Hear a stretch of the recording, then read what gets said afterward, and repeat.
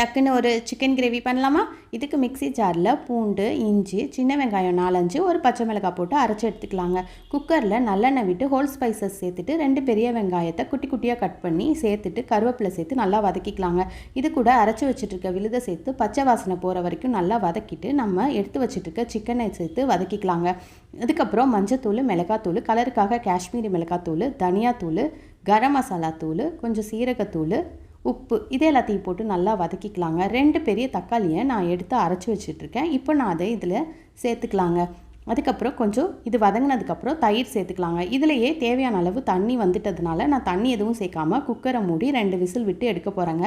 இப்போ குக்கரை ஓப்பன் பண்ணி பார்த்தோம்னா நமக்கு சூப்பரான டேஸ்டியான சிக்கன் கிரேவி ரெடி ஆகிடுச்சிங்க.